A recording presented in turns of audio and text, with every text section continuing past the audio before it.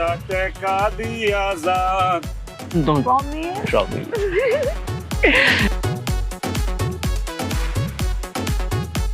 দেশবীর নাম ভাই, আল্লাহর হস্তে কিছু দেন ভাই। সকাল থেকে না খাইছি ভাই, কিচ্ছু খাই নাই ভাই, কিছু দেন।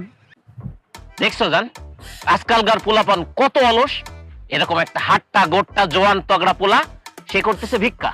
এই বেটা, এই তোর যে ফিটনেস, তুই কাজ কাম না কইরা ভিক্ষা করতেছস কেন? এই কালনাগিরির জন্য, এই কালনাগিরি আমার পথের ফকির বানায় দিছে, আমার ভিক্ষার থালা ধরায় দিছে।